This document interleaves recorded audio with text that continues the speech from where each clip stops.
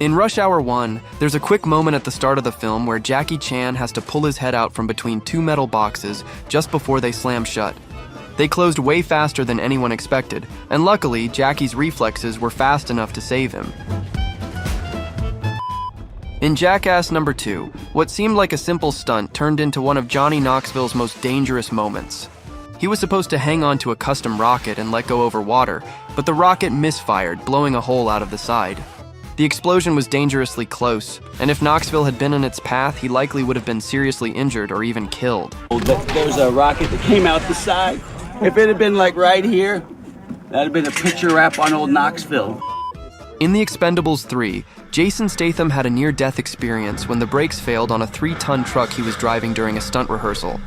The truck plunged into the Black Sea, trapping him inside, but thanks to his background as a professional diver, Statham managed to escape safely. I look out, I said, "Where's Sly?" And he's, stood on the side of the dock there with his iPhone, like that, going, "Hey, Jason, you need a towel?" In The Public Enemy, the scene of bullets shredding the wall was done using a real machine gun firing live rounds. There were no camera tricks. James Cagney had to dodge actual bullets, fired by a World War I veteran just off camera. In Tarzan, the Ape Man, Bo Derek was nearly mauled by a lion during a scene where her character meets Tarzan. The lion unexpectedly lunged at her, and co-star Miles O'Keefe jumped in to protect her.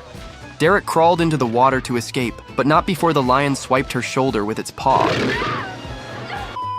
There was a scene in Back to the Future Part 3 where the Tannen gang tries to lynch Marty, and Doc shoots the rope to free him.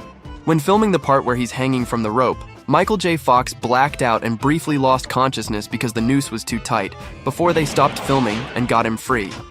The same thing happened to Brendan Fraser while filming The Mummy. The rope ended up being too tight when they did this scene, and he passed out from being choked. Luckily, the producers realized he was actually choking just in the nick of time, and they cut the rope to save him. In The Fellowship of the Ring, Lurtz's actor was supposed to throw a dagger into a tree, but because of poor visibility in his mask, he accidentally threw it straight at Viggo Mortensen. Luckily, Viggo blocked it with his sword, a real move that saved him from getting hurt. In Tora Tora Tora, the scene of people running from an exploding plane during the Pearl Harbor attack wasn't planned. The explosion happened by accident. The stunt performers were genuinely running for their lives, which made the footage even more intense. Stuntman Phil Adams later said, "Shrapnel was flying everywhere, probably some of the best footage we shot that day." In an episode of Sharp, Sean Bean was accidentally trampled on the head by a horse. He ended up with just a black eye and a concussion. It could have been much worse. The shot looked so good that they decided to keep it in the final cut.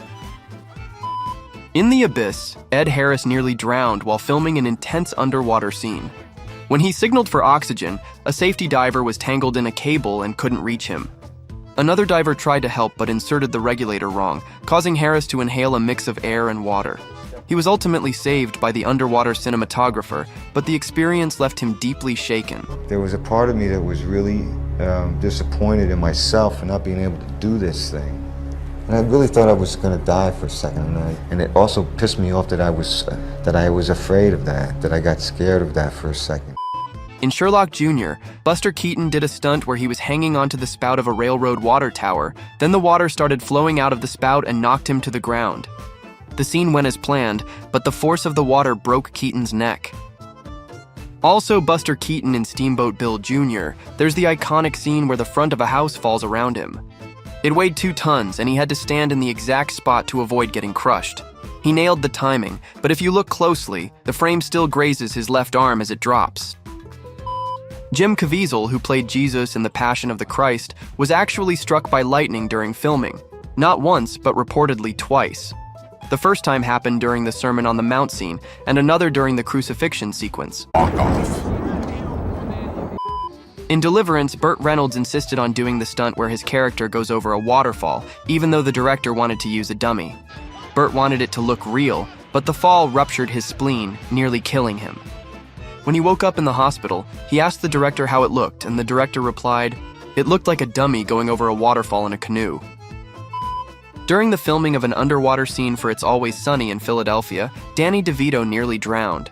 Since he's naturally buoyant, the crew weighed him down to keep him underwater. but when the scene ended, the weights made it hard for him to resurface. Luckily, the crew reacted quickly and got him out safely. And you pulled him out of the water, and was he upset? He went straight home. Yeah. It's like, goodbye. In Kill Bill, Quentin Tarantino pressured Uma Thurman to drive faster during a scene, despite her concerns about the car's condition and the road. She ended up crashing and injuring herself, later blaming Tarantino for pushing her into doing the stunt. In Throne of Blood, the climactic scene where arrows bombard Lord Washizu was even more intense behind the scenes. The ones that hit or narrowly missed him were pulled by hidden strings, but the rest were real arrows, fired by expert archers. So Toshiro Mifune's look of sheer terror was entirely real. In Transformers, Revenge of the Fallen, during the scene where soldiers run from a scorpion-like Decepticon, the actors were genuinely running for their lives.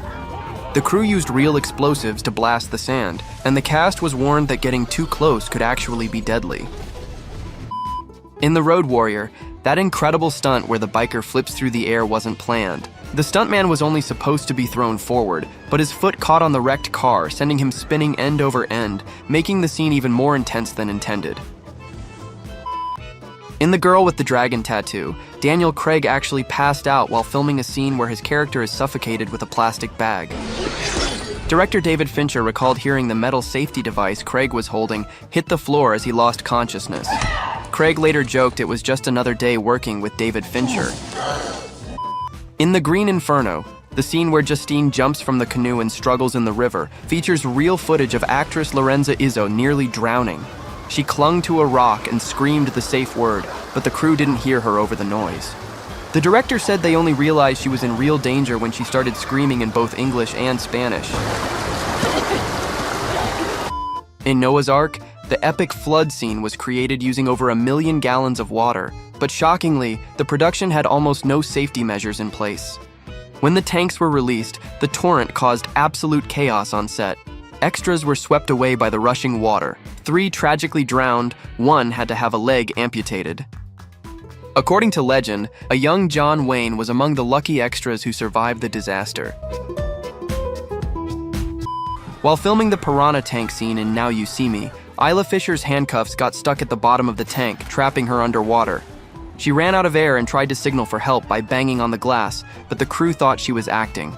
She was underwater for over 3 minutes before the stunt coordinator realized something was wrong and rescued her.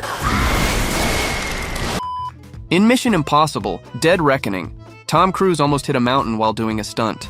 He rode a motorcycle off a cliff, then jumped and opened a parachute, but he was in the wrong position, and the chute turned toward the mountain. Cruise later said he was very close to crashing.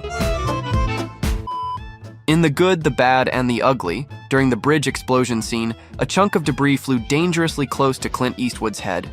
It could have been much worse. The director originally wanted the actors positioned even closer to the blast, but Eastwood insisted they stand farther back.